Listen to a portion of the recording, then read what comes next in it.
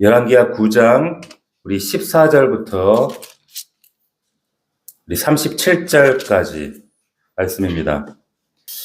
자, 오늘 말씀의 제목은 말씀대로 이루어지다, 말씀대로 이루어지다 라는 말씀으로 우리 하나님 말씀 함께 상고하도록 하겠습니다. 오늘 말씀을 보면 다소간 참 끔찍하고 잔인한 그러한 내용들이 등장하는 것을 우리가 볼 수가 있습니다. 오늘 말씀을 통해서도 우리가 하나님 음성을 듣는 귀한 시간이 되기를 축원합니다. 자, 우리 다시 한번 14절을 보시면 이에 nim시의 손자 여호사밧의 아들 예후가 요람을 배반하였으니 곧 요람이 온 이스라엘과 더불어 아람의 왕 하살과 맞서 길랄 나무를 지키다가, 자, 여기 보면 우리가 지난 시간과 저지난 시간의 말씀을 좀 기억을 해보면, 엘리야를 통해서 제일 먼저 하나님께서 기름 부으라고 한 세 사람이 있었죠. 누구였죠? 하사엘과 아람 사람 하사엘, 그리고 또 오늘 나오는 예후, 또 한 사람이 누구? 엘리사. 엘리사는 엘리야가 자기의 제자로 자기의 영적 사역을 개선할 자로 기름을 부어 세웠습니다. 근데 나머지 두 사람, 이 하사엘과 예후를 기름을 붓지 않고 엘리사가 기름을 부었죠. 지난주에 예후에게 엘리사가 기름을 부었어요. 자, 기름을 부은 다음에 기름 부음을 받았어요. 기름 부으면서 그 예후에게 했던 예언들, 그가 백성들을 괴롭게 할 것이고 그리고 아합 집안을 멸할 것이다, 이런 예언을 지난주에 들었던 장면을 우리가 살펴봤습니다. 그런데 기름을 부음 받자마자 예후가 주저함없이 한치 머무릴 것 없이 왕궁으로 쳐들어갑니다. 조금의 머뭇거림도 없습니다. 이번만이 아니고 한 장을 넘겨 11개 10장으로 가면 거기 이제 피베레네라는 이제 수청 작업이 벌어지거든요. 예후가 주저앉고 합니다. 그리고 거기에 보면은 아합의 이 70명의 아들을 다 살해해버리고 아하시아의 형제들도 다 숙청을 합니다. 무엇보다 이제 바알의 모든 선지자 그리고 제사장들을 한 번에 다 제거를 합니다. 거침없이. 추진력이 대단해요. 보면, 자, 오늘날로 말하면 이제 적폐청산이라는 것을 하는데 주저함이 단 1마디도 없습니다. 단 하나도 없습니다. 흥미로운 사실은 뭐냐? 예후의 이런 이 주저함이 없는, 정말로 좌고우면하지 않은 돌파하는 이런 어떤 모습들이, 이게 본인의 기질이 이런 것을 우리가 엿볼 수가 있어요. 어디에 성경이 그걸 살짝 이제 암시를 해주는 말씀이 있는데 20절을 보면 이렇게 되어 있어요. 20절 보십시오. 20절에 파수꾼이 또 전하여 이르되 그도 그들에게까지 가서 돌아오지 아니하고 그 병거 모는 것이 nim시의 손자 예후가 모는 것 같이 미치게 모나이다 이랬어요. 파수꾼이 볼 때 지금 이제 군대가 오는데, 군대가 이렇게 오는데 저 군대 오는 게 마치 nim시의 손자 예후가 모는 것 같이 미친 듯이 몬다. 이 파수꾼이 알았다는 겁니다. 이게 예후가 이렇게 모으는 거를 평상시에. 무슨 말이에요? 예후는 평상시에 폭주적이었다 이 말이에요. 굉장히 난폭 운전하고 과속 운전했던 것을, 이게 소문이 나서 누구나 알 수 있었던 굉장히 성격 급한 사람이었다는 것이 지금 이 파수꾼의 얘기로 지금 드러나는 겁니다. 자, 왜 이 말씀 드리냐? 하나님은 이런 예후의 급한 성격 기질을 오늘 그대로 쓰시는 겁니다. 자, 병거를 미치게 몰 정도로 이렇게 성격이 급하기 때문에 기름 부음을 받자마자 좌고우면하지 않고 엘리사의 그 예언대로 돌파에 들어가는 거예요. 이스라엘 왕 아합을 멸하라는, 얼마나 잔인한 정말 선지자들을 죽이고 이스라엘 사람들을 우상 앞에 절하게 만들고 했던 이 집안을 멸하라는 이 말씀에 그냥 주저함 없이 그냥 좌고우면하지 않고 그냥 돌파해 가는 거예요. 그러니까 어제 이 말씀을 들었는데 다음날 착수하는 겁니다. 자, 만약에 여러분 그 예후의 기질이 진짜 돌다리도 두드려보고 건너는 그런 그 성품이었다 그러면, 이렇게 우유불안했다 그러면 아마 이 예언을 듣고, 엘리사의 예언을 듣고 어떻게 했을까요? 만약 우유불안한 사람 같으면 밤새 고민했을 거야. 만나서 할까? 말할까? 또 사람 만나가지고 조언 구하, 이거 이렇게 예언을 엘리사 했는데 이거 할까요? 말까요? 막 조언 구하고 또 기도하고 또 생각해보고, 그러면 이제 하나님의 일은 다 김새는 거예요. 빠지는 겁니다. 병거를 거칠게 모는, 미치게 모는 이런 기질, 누구나 아는 이런 기질을 하나님이 쓰신다는 게 중요합니다. 참 중요해요. 하나님은 사람의 기질대로 쓰시더라는 거예요. 성격이 급한 것은, 이 사람이 분명히 성격이 이렇게 급했다는 것은 아마 어떻게 보면 다른 사람들에게는 비난의 대상이 되었을 수도 있고 약점이었을 수도 있을 거예요. 아마 이 예후가 결혼했는지 모르지만 부인이 있었다면 아마 그런 얘기 많이 들었을 거예요. 당신은 뭐가 이렇게 성격이 이렇게 급해가지고 항상 그게 왜 이렇게 성격 급한 게 문제라고. 그 꾸사리를 많이 들었을지도 몰라요. 근데 하나님은 그런 예후의 기질을 쓰시더라는 겁니다. 할렐루야. 생각나는 찬양이 있어요. 어떤 찬양? 내 모습 이대로 어떻게 하신다고요? 사랑하시네. 그런데 사용하시네. 연약한 이대로 사용하시네. 이런 찬양 있잖아요. 그죠? 하나님이 우리 모습 기질 그대로 사용하십니다. 그래서 우리 교회 안에도 다양한 사람들이 있지만 다양한 기질대로 쓰시더라는 거예요. 다 그냥 똑같은 기질이면 못 살아요, 교회가. 교회도 그걸 감당하지 못합니다. 사도 바울 잘 보세요. 굉장히 이 사람이 얼마나 이 열정이 어마어마한 추진력이 대단한 사람이었거든요. 그러니까 복음 전할 때 예수 믿는 사람들 그 열정으로 핍박하던 사람입니다. 그러니까 본인 고백대로 정말 자기가 유대교를 믿을 때 지나치게 믿었다 이렇게 했어요. 자기 입으로.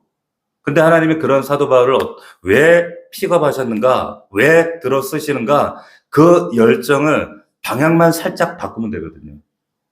그 열정을 하나님 나라를 위한 열정으로 살짝만 방향을 틀면 하나님이 기가 막히게 쓰실 수 있다는 겁니다.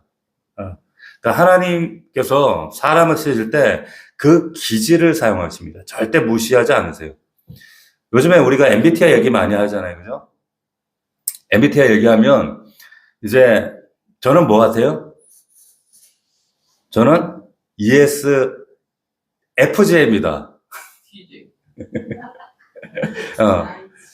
우리 딸은 TJ예요. 저는 근데 요즘에 저는 F인 것 같아요. 그냥 F 호소인이에요. F 호소인. 눈물이 많아져가지고. 근데 우리가 상대방 성향을 파악하려면 MBTI를 묻잖아요. 근데 다 가져갔어요. 제가 대부분 다 아는데 참 보면 하나님은 저분을 저래서 쓰는구나. 저분의 저런 기질은 그래서 하나님이 이렇게 우리에게 붙이시는구나. 참 기가 막히세요. 그러니까 우리가 MBTI를 상대방 기질을 파악하기 위해서 근데 한 가지 더 우리가 추가해서 생각해야 될 것은 뭐냐면 하나님이 그 기질대로 사용하시려는 거구나 라는 거 우리가 기억하셔야 된다는 거예요. 여러분 혹시나 여러분 남편이나 뭐 아내나 자녀가 성격이 급하면 뭐라 그러지 마세요. 하나님이 그 급한 성격을 하나님 나라 복음을 위한 열정으로 쓰실 거예요. 할렐루야. 아이들이 그러잖아요. 다 같지 않거든요. 어떤 애들은 너무 또 섬세해가지고 더디고 느린 애들이 있어요. 뭐라고 할 필요 없어요. 그 섬세함을 가지고 그 더딘 것을 가지고 하나님이 하나님의 나라를 위해서 섬세한 부분에 사용하신다는 거예요. 각자 다릅니다. 정말 하나님께서 각자의 기질대로 아름답게 쓰신다는 거예요. 자, 그런데 주목할 것이 있습니다. 여기 보면 이 성격 급하고 이 병거를 볼 때 미친 듯이 보는 이런 자고우면하지 않은 이런 예후가 놀랍게도 왕궁을 쳐들어가기 전에는 한 가지 한 일이 있습니다. 그게 뭐냐? 15절 후반부를 한번 다시 보십시오. 15절 후반부를 보면 아람 왕 하사엘과 더불어 싸울 때에 아람 사람의 부상을 치료하려 하여 이스라엘 돌아왔던 때입니다. 예후가 이르되 너희 뜻에 합당하거든 한 사람이라도 이 성에서 도망하여 이스라엘에 알리러 가지 못하게 하라. 쉽게 무슨 말이냐면 입단속하라 이 말이에요. 입단속하라. 그러니까 이거 새어나가지 않게 하라는 거예요. 왜 그럴까요? 자, 아무리 성격이 정말 병거를 볼 때 미친 듯이 보는 이런 급한 사람의 이 예후라고 할지라도 예후는 지혜로워요. 알았던 겁니다. 움직이는 행동보다 뭐가 빠르다? 말이 빠르다라는 거예요. 행동보다 말이 빠르요. 발 없는 말이 몇 리를 간다? 1000리를 갑니다. 그러니까 이 굉장히 지혜로운 사람이라는 거예요. 이 예후가. 자기가 아무리 급하게 몰고 달려도 언어가 소문이 자기의 속도를 능가한다는 걸 알았다는 거예요. 그래서 통제한 겁니다. 언어를 통제하는 거예요. 그럼 이게 우리 믿는 자들에게 굉장히 중요한 정말 덕목입니다. 여러분, 우리 입술을 통제하실 수 있으셔야 돼요. 할렐루야. 제가 누차 말씀드리지만 얼굴은 우리 성도들의 영혼의 꼴입니다. 감출 수 없습니다. 알아요. 그죠? 언어는 그 영혼의 상태를 그대로 반영해요. 지나가는 말 한마디 한마디, 내뱉는 한마디 한마디가 사실은 영혼의 상태거든요. 그러니까 하나님 앞에 우리가 부르짖고 하나님 말씀을 묵상하며 말씀을 암송하며 하나님과 끊임없는 영적인 소통을 하는 이유는 내 영혼의 상태를 하나님 영과 영을 이으려고 하는 거예요. 그래야지만이 우리가 살아남을 수가 있습니다. 아멘. 자, 17절 보시면, 자, 17절을 다시 보시면, 이스라엘 망대 파수꾼 하나가 등장합니다. 예후 무리가 이제 영모를 위해서 오는 것을 보고 이르되, 내가 한 무리를 보나이다 하니 요람이 이르되 한 사람을 마르테어 보내어 맞아요. 평안하냐 묻게 하라.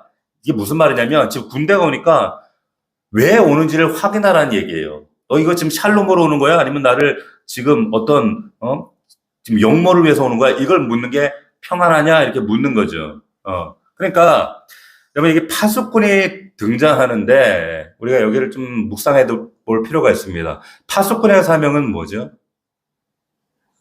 지키는 겁니다. 보는 거예요. 그죠? 그럼 보면, 단지 보는 것만으로는 부족하죠.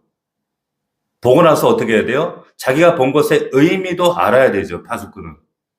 판단해야 됩니다. 아군이 오고 있는 건지 저게 적군이 오고 있는 건지 파수꾼은 판단해야 돼요. 오늘 본문에 보니까 파수꾼이 예후의 군대가 오는 걸 봤어요. 여기까지는 잘한 거예요. 헷갈리는 거예요. 그런데 여기서 저게 아군인지 적군인지 이렇게 모르겠는 거야. 상식적으로는 예후가 우리 아군이거든요. 그런데 예후가 달리고 오는 모습을 보는데 왠지 아군인지 적군인지 아리까리하단 말이에요. 자, 지금 이 파수꾼이 그런데 이것만 모르는 게 아닙니다. 뭘 모르고 있어요? 이 예후 군대. 한번 여러분 생각해 보세요. 이 예후 군대가 지금 엘리사의 그 예언의 말씀을 이루기 위해서 달려오고 있단 말이에요. 그럼 영적인 의미는 뭐예요? 이 군대는 하나님이 이 아합 집안을 심판하기 위해 심판의 도구로 보냈구나라는 게 영적 의미예요. 이 분별과 이 판단. 자, 그러니까 보기는 보는데 무언가가 좀 다가오는 걸 보긴 하는데 영적인 의미를 파수꾼은 몰랐던 겁니다. 이게 왜 중요하냐면 에스겔서에 보면은 저와 여러분들을 하나님은 파수꾼이라고 하셨습니다. 파수꾼이래요. 에스겔 33장 7절에 인자야 내가 너를 이스라엘 족속의 파수꾼으로 세웠으니, 다시 말하면 여러분들에게 너희를 지금 이 시대에 한국 교회에 더 넘치는 교회 파수꾼으로 세웠으니 너는 내 입의 말을 듣고 나를 대신해 그들을 깨우치라 라고 하셨어요. 여러분들에게 주신 파수꾼 사명입니다. 할렐루야. 자, 여러분들이 그 파수꾼입니다. 그렇다면 이 시대에 파수꾼들로 세움받은 우리에게 사명이 있어요. 뭐냐? 파수꾼은 봐야 돼요. 이 시대의 움직임과 이 시대 하나님의 일하심과 그리고 우리 교회의 하나님의 일하심과 하나님 영적인 섭리를 볼 수 있어야 돼요. 근데 보는 것으로 끝나면 안 됩니다. 봤으면 분별하셔야 돼요. 판단하셔야 돼요. 그리고 그것을 정확한 영적인 의미를 여러분들이 알고 이것을 알릴 책임이 있는 줄로 믿습니다. 아멘? 이걸 여러분 잘 분별하셔야 된다. 적어도 우리가 이 자리에 나오신 우리 더 넘치는 게 우리 식구들은 이 정도 수준은 된단 말이에요. 이제 그런가 보다 하고 오늘은 주일인가 보다 내일은 월요일인가 보다 이렇게 살아가는 그냥 맹목적인 존재들이 아니라 하나님의 말씀에 우리가 천착하고 그 말씀이 내게 주어진 말씀이라면 그 말씀을 통해서 하나님 이 시대 무엇을 분별하고 깨닫기를 원하십니까? 우리가 정말 하나님 말씀 앞에 이 시대 파수꾼이 되기를 주의 이름으로 축원합니다. 축원합니다. 자, 세상 사람들은 사실 우리보다 더 잘 분별해요. 더 잘 봅니다. 지금 시대가 정말 격변의 시대구나.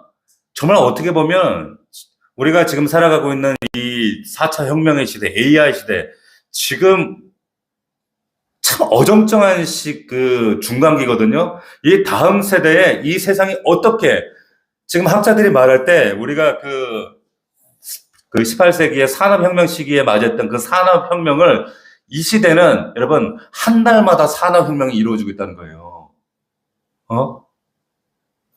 여러분 이게 감이 오실지 모르겠는데 의학, 과학, 천문학 모든 분야에 산업혁명이 한 달에 한 번씩 이루어지고 있다니까요. 그러니까 사람들이 와, 야, 이 유토피아가 이 땅이 되겠네. 예. 이런 격변의 시대를 맞이하고 있는데 이 시대 가운데 우리는 뭘 볼 수 있어야 되는가? 뭘 분별해야 되는가? 하나님이 이 시대를 통해서 하나님은 우리에게 뭘 자꾸 말씀하시는 건가를 아셔야 된다는 겁니다. 한류 그래요. 저는 이 한류도 보세요.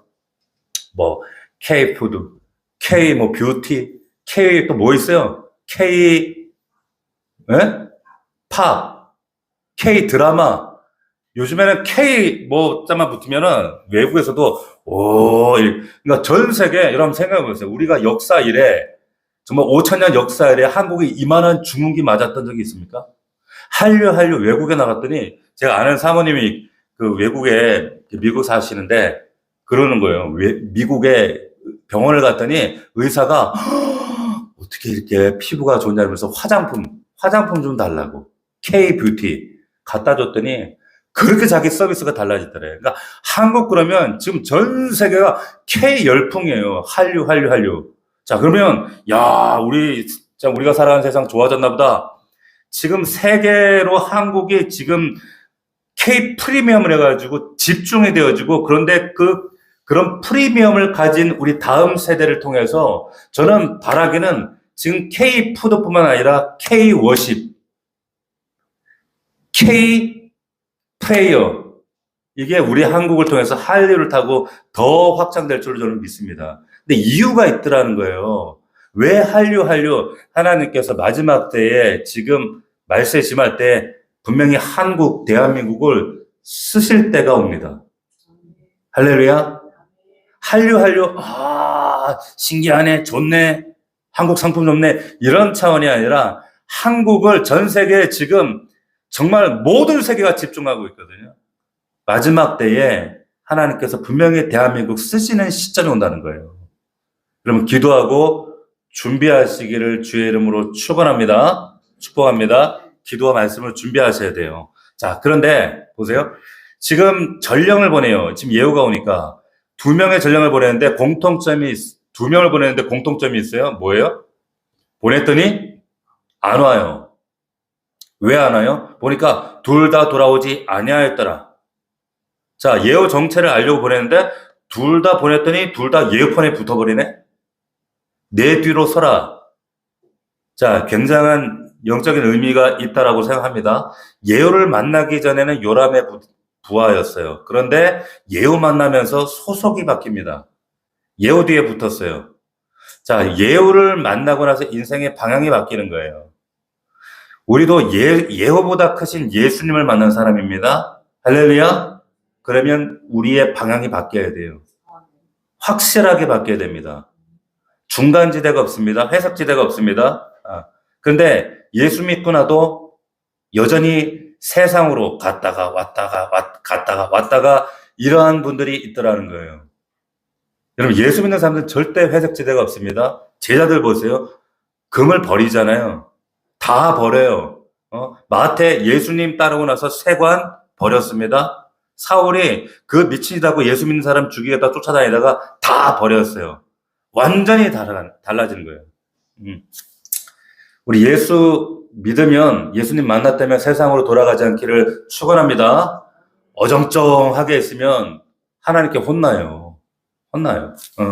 자, 오늘 본문에서 여러분 보시면 제일 많이 나오는 단어가 있어요. 뭐냐? 17절에 보시면 평안하냐 그래요. 네가 무슨 목적으로 오느냐 이 말이에요. 18절에도 평안하냐 19절에도 평안하 있느냐 20절에도 평안하냐 뒤에도 계속 나옵니다. 자, 총 9번이 나와요. 오늘 본문에서 우리가 키워드를 굳이 찾는다라고 하면은 평안이에요. 샬롬입니다. 자, 그런데 이 많은 질문의 답은 하나입니다. 22절을 보십시다. 22절. 요람이 예후를 보고 이를 때 예후야 평안하냐 하니 대답하되 네 어머니 이세벨의 음행과 술수가 이렇게 많이 어찌 평안이 있으랴. 이게 왕에게 지금 덤비는 소리죠. 잘 보세요. 여기에 굉장히 영적인 의미가 담겨져 있어요. 네 어머니 이세벨의 음행과 술수가 이렇게 많은데 어떻게 평안이 있을 수 있겠느냐? 여러분, 왜 평안이 없는 이유를 아시겠어요? 굉장히 중요한 이유가 나오죠. 이세벨의 음행과 술수 때문이에요. 자, 다른 말로 표현하면 죄가 있어서 평안하지 못한 겁니다. 여러분, 죄는요, 평안을 깨뜨립니다. 이건 영적인 진리이자 세상의 이치예요. 죄의 결과는 평안을 깨는 겁니다. 그러니까 죄와 평안의 관계를 여러분 잘 아셔야 돼요. 죄는 평안을 반드시 깹니다. 인류가 범죄하고 나서 창세기 3장에 보면 불순종의 죄의 결과가 뭐였어요? 하나님과 인간 사이의 평안이 깨졌어요. 부부간의 평안이 깨졌어요. 서로 짓하다거든요. 평안이 깨졌어요. 가인과 아벨의 다툼을 보세요. 시기, 질투, 살인, 분노하고 결국에 그 결과 평안이 깨져요. 형제애가 깨져요. 야곱이 요셉을 편애합니다. 이것도 죄예요. 그 결과 집안의 평안이 깨져요. 형들이 요셉을 팔았어요. 형제애가 평안이, 형제의 불화가 집안의 형제 우애의 평안을 깨뜨려버리는 거예요. 성경에 등장하는, 성경뿐만 아니라 세상의 모든 여러분 죄의 결과는 평안을 깨뜨려요. 죄의 형태는 다릅니다. 음행일 수도 있고, 거짓말일 수도 있고, 불순종일 수도 있고, 질투일 수도 있고, 편애일 수도 있고, 그런데 결과는 똑같습니다. 모든 죄는 평안을 깹니다. 여러분, 가정이 평안하길 원하세요? 원하시는 분만 아멘? 원하지 않을 사람이 누가 있겠어요? 평안하기를 원하시면 죄를 멀리 하시면 됩니다. 성경에 하나님이 죄라고 명시한 것들을 멀리 하시면 돼요. 특별히 보세요. 그 많은 죄 중에 이세벨이라는 여자는 음행과 술수 때문에 평안을 깼어요. 여러분, 성경 말씀 그대로 믿으시길 축원합니다. 음행은 평안을 깹니다. 자, 요즘은 불륜 이러면 뭐 로맨스고 뭐 불륜을 막 미워하죠. 드라마든 영화든. 그런데 이건 사단의 전략이자 궤변이에요. 불륜은 여러분 가정의 평안을 깹니다. 외도가 자녀들의 그 영혼의 평안을, 고통에 빠뜨려 평안을 깨뜨리고 배우자를 평안에 깨뜨려 버리는 거예요. 여러분, 몇 달 됐죠?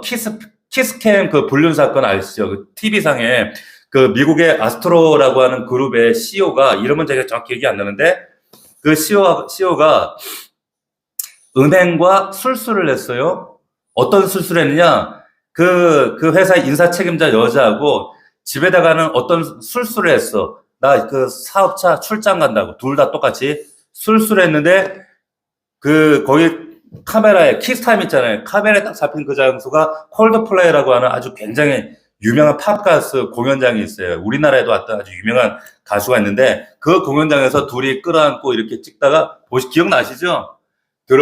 뒤에서 백업하고 찍는데 카메라 딱 잡히니까 놀래가, 정황파에 자기들 얼굴 나오니까 어떻게 해요? 놀래가 숨었잖아요. 기억나세요? 키스캠 사건 그걸 몰라요? 집에 나중에 인터넷 보세요. 네?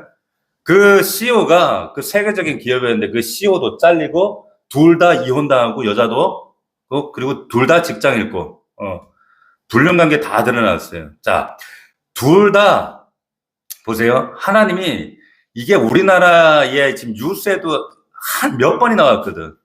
하나님 전 세계 생중계 시키신 거예요. 왜? 불륜은 아름다운 게 아니라 평안을 깨는 거라는 것을 하나님 생중계 해버리시는 거예요. 여러분 꼭 깨닫기를 축원합니다.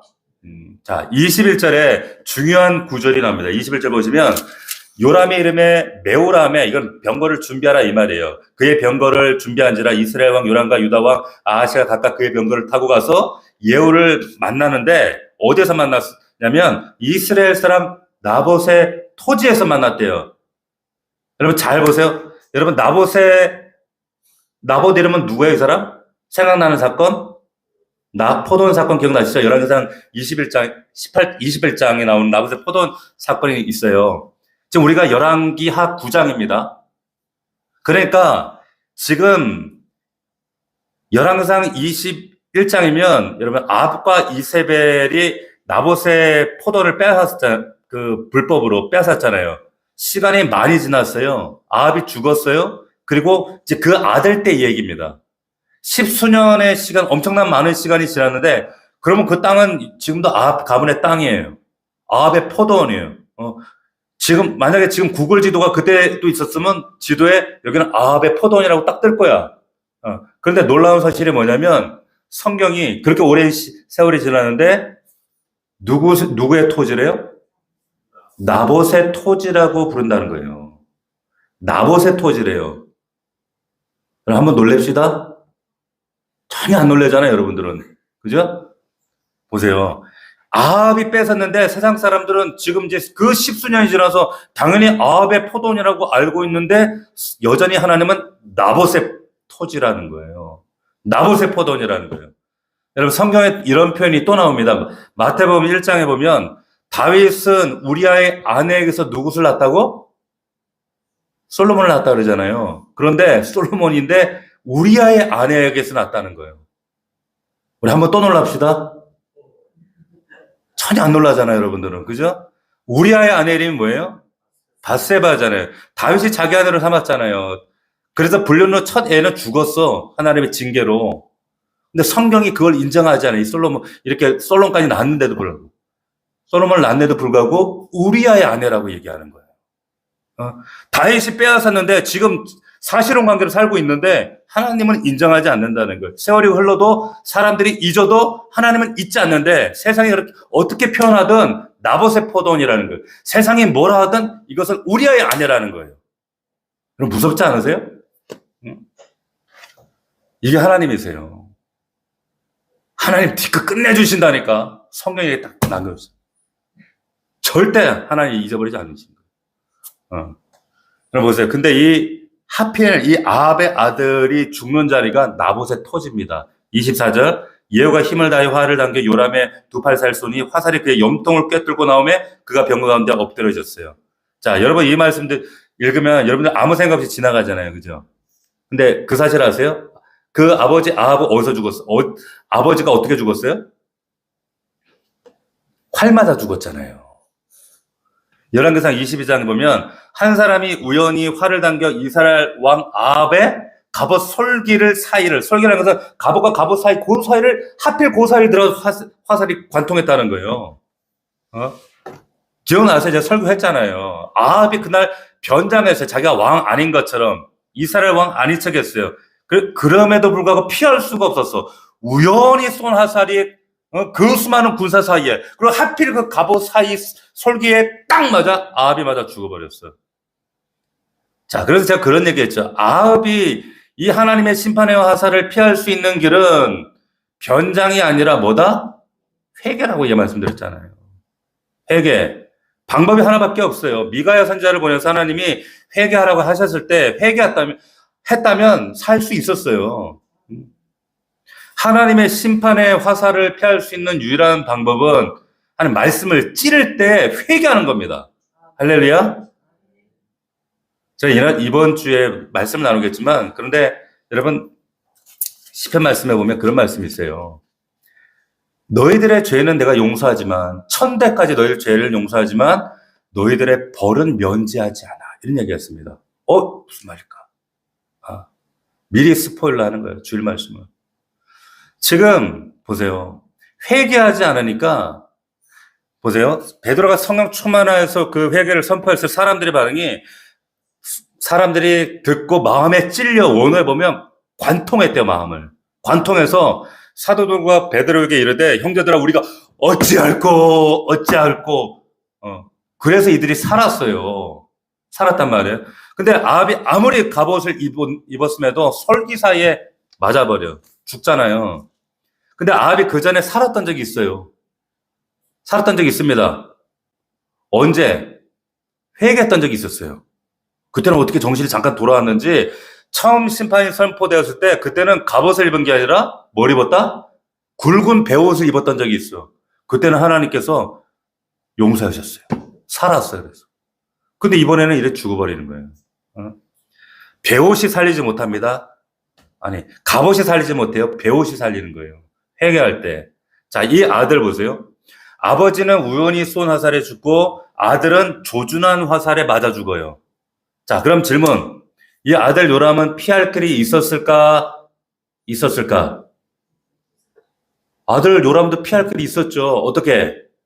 회개하면, 정말 마음에 찔려 회개했더라면, 갑옷이 아니라 베옷 입었다면, 그도 살 수 있었을 겁니다. 자, 중요한 것은 요람이 아니라 우리라는 거예요. 우리라는 거예요. 자, 회개하라 그러면 기분 좋을 사람이 없어요. 죄를 지적하면 기분 좋을 사람이 없어요. 그런데, 그때 마음이 찔려 회개하면 그 영혼이 삽니다. 그때 삽니다. 죄책은 하나님 용서하세요. 그 벌에 죄의 영향력은 남을지라도. 그럼 꼭 기억하셔야 돼요. 그래서 여러분 25절을 다시 보시면 놀라운 말씀이 나오는데 25절에 예후가 그의 장관 빗갈에게 이르되 그 시체를 가져다가 이스라엘 사람 나보셋한테 던져라. 네가 기억하려니와 이전에 너와 내가 함께 타고 그 아버지 아합을 쫓을 때 여호와께서 이같이 그를 예언하셨느니라. 이게 왜 중요하냐면 보세요. 놀라운 이야기를 하는 거야. 네가 기억하잖아. 그지?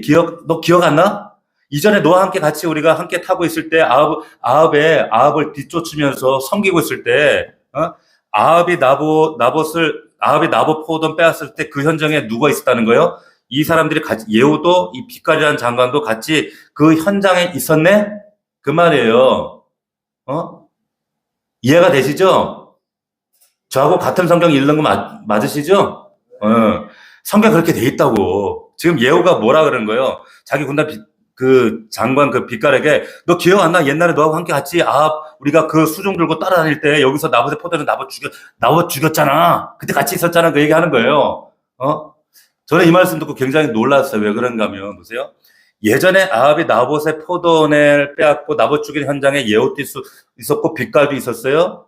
그때는 부하 자격으로 어쩔 수 없이 있었겠지. 그런데 지금 세월이 흘러서 하나님은 그 동일한 사람들을 동일한 장소에 이제 다른 사람으로 세우시는 거예요. 할렐루야. 자, 이게 하나님이 일하시는 방법입니다. 하나님께서 지금은 하나님의 기름 부음 받고 아합 가문을 심판하는 도구로 세우시는 거예요. 굉장히 여러분 이게 하나님이 일하시는 방식인데 그래서 놀랍다는 거예요. 동일한 장소, 동일한 사람을 하나님은 새롭게 바꿔서 그 장소에 세우신다는 거. 잘 보세요. 모세가 이집트 궁전에 살았어요. 근데 40년 뒤에 그를 이집트 왕자가 아니라 전혀 다른 사람으로 하나님 바꾸셔서 동일한 그 성전을 세우십니다. 분명히 동일한 이집트 왕국인데 똑같은 모세인데 완전히 다른 사람들 서 있는 거예요.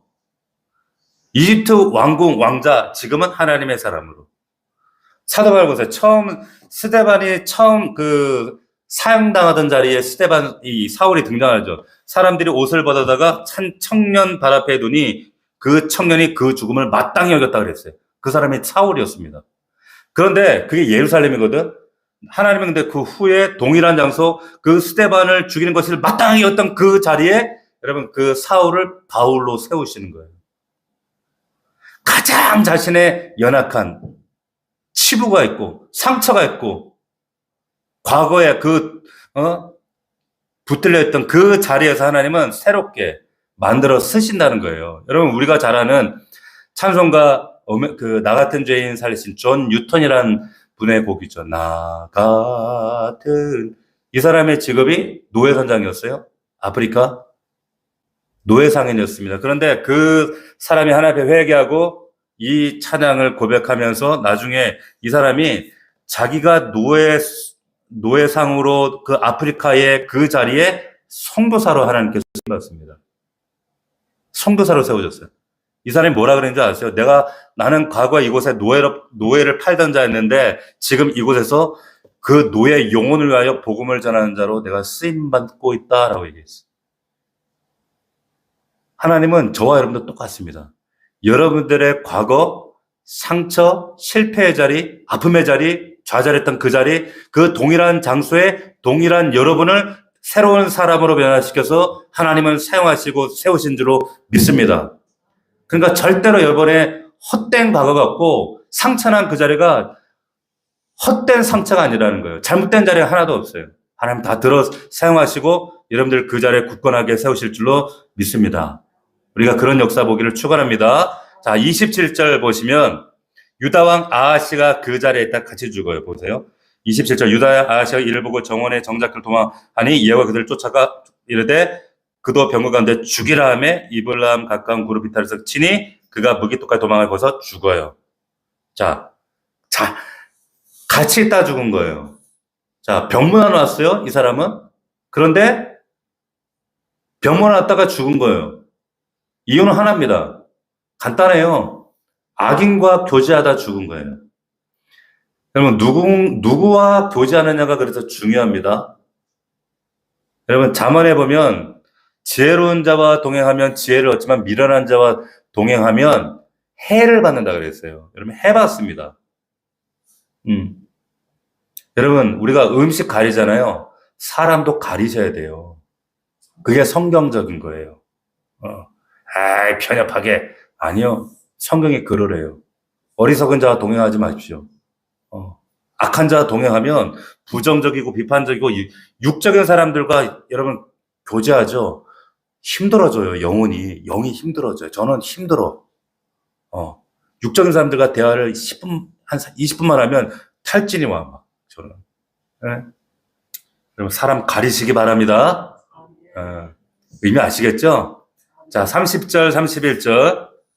예후가 이스라엘에 오네 이스라엘이 듣고 눈을 그리고 머리꿈이 있고, 뭔 말에 화장했다 그 말이에요. 창에서 바라보는 거예요. 자, 그러면서 예후가 들어오니까 주인을 죽인 시므리야 평안하냐? 이런 거예요. 이제 반역을 이제 안 거죠. 이 화장이 이 이세벨의 마지막 화장입니다. 근데 자기의 인생의 마지막 화장인지 몰랐을 거예요. 더 심각한 거, 화장을 고치고 꾸미고 있는데 그 속은 사실은 보통 이 왕이 이게 늙었어도 이런 사람들 또 늙어도 이뻐. 왜 늙어도 좀 이렇게 되게 이쁘게 늙으시는 분들 있죠? 이세벨이 아마 그랬을 것 같아. 그런데 겉은 화장하는데 속은 문드러져 있었어요.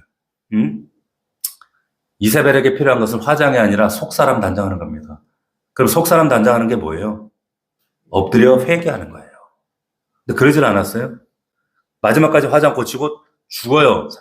32절 예후가 얼굴들 창을 향하여 이르되 네 편이 될 자가 누구냐 하니 두어 네시가 예후를 내다보는지라 이르되 그를 내던져라 하니 내던짐에 그의 피가 담과 말에 튀었대. 피가.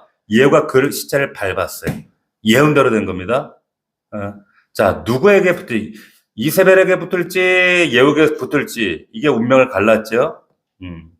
자, 보세요. 34절, 35절. 이제 끔찍한 그의 마지막이 예후가 들어가서 먹고 마시고 이르되 가서 이 저주받은 여자를 찾아 장사라 그는 왕의 딸이니라 하며 가서 장사한즉 두 골과 발과 그의 손 외에는 찾지 못했다는 거예요. 보세요. 얼마나 끔찍해요? 시체를 찾으려고 장사 지내주려고 그랬는데 두개골 손발밖에 없더라는 거예요. 성경이 적나라하게 보여주는 심판의 그런데 이게 일부입니다. 심판의 일부. 왜? 이세벨에 대한 심판이 끝나지 않았어요. 더 무서운 심판이 이세벨을 기다리고 있습니다. 한 번 죽는 것은 사람에게 정한 것이요 그 후에는 심판이 있으리니. 여러분 아직 이세벨 심판 시작도 안 했어요.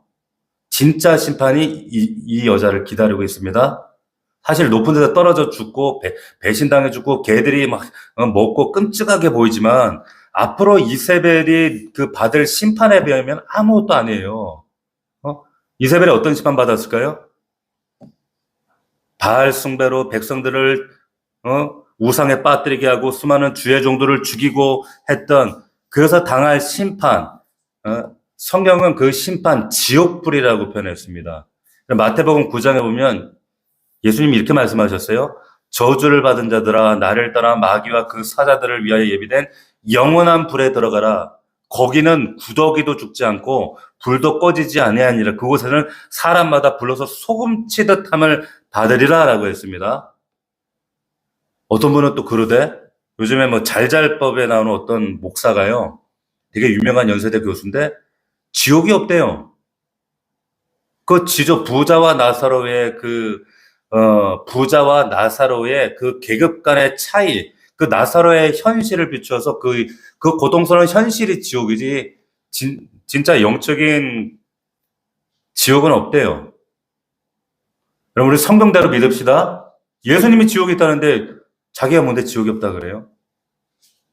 비유래요, 지옥은. 몸은 죽어도 영혼은 능히 죽이지 못한 자를 두려워하지 말고 오직 몸과 영혼을 능히 지옥에 멸하실 수 있는 일을 두려워하시기 바랍니다. 할렐루야. 자, 그리고 36절, 37절. 돌아와서 전하는 예후가 이르되 이는 여호와께서 그종 디셋 사람 엘리야를 통하여 말씀하신 바라 이르시기를 이스라엘 토지의 개들이 이세벨 쌀을 먹을지라 그 시체가 이스라엘 토지에서 거름같이 밭에 있으니 이것이 이세벨이라고 가리켜 말하지 못하게 되려 하셨느니라. 오늘 말씀의 제목은 말씀대로 되어지는 겁니다. 할렐루야. 말씀대로, 하나님 말씀은 하나도, 여러분, 성경에 단 한 구절도 빗나간 말씀이 없다는 것.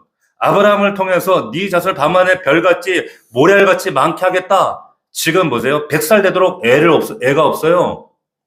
세상 사람들이 조롱했어요. 그런데 지금 보세요. 지금 전 세계 이스라엘, 아브라함의 우선을 자처하는 이스라엘 사람들이 전 세계에 흩어져 진짜 바다 모래처럼 별처럼 많아요. 이스라엘 포로로 잡혀갔는데 예레미야서에 70년 후에 돌아온대. 70년 후에 역사적으로 돌아왔어요. 하나님 하신 말씀, 예언의 말씀은 단 하나도 이루어지지 않은 말씀이 없습니다. 하나 있어요. 단 하나. 뭐가 있어요? 다시 오리라. 그 한 말씀. 그 하나 빼고 모든 말씀이 다 성취된 줄로 믿습니다. 할렐루야. 하나님의 말씀은 반드시 이루어집니다. 세상 사람들 조롱하, 야, 2000년 지났는데도 예수 안 오다, 야. 그러나 때가 되면 그때는 우리의 때와 우리의 상식과 다르기 때문에 제가 설교도 했어요. 왜 예수님의 재림이 지연되는 것처럼 느껴지는가? 하나님의 시간대와 우리의 시간대가 다르기 때문이에요. 그 영혼과 물리적인 시간이 다르기 때문입니다. 그러나 하나님 말씀하신 대로 주님 반드시 다시 오실 줄 믿습니다. 반드시 다시 와요. 준비하시는 여러분 되기를 주의 이름으로 축원합니다. 그래서 잘하였도다 충성된 종아 칭찬받는 더 넘치는 교회가 되기를 주의 이름으로 축원합니다. 축복합니다. 우리 다 같이 기도하겠습니다. 오늘 말씀 붙들고 간절한 마음으로 우리 나라와 민족을 위해서 특별히 오늘 말씀 붙들고 각자에게 주시는 하나님의 음성과 작은 떨림과 감동과 감화하심이 있다면 여러분 즉각적으로 회개하시고 반응하시고 순종하는 은혜가 있기를 원합니다. 주께 우리의 삶에 하나님 여러 가지 묶임과 어려움들과 눈물과 아픔과 기도의 제목도 올려드립니다. 주님, 우리의 자녀를 책임져 주옵소서. 오늘 말씀처럼 하나님 말씀을 이루실 줄 믿습니다. 우리 주여 세 번 부르고 간절히 우리 교회와 나라와 민족을 위하여 기도하겠습니다.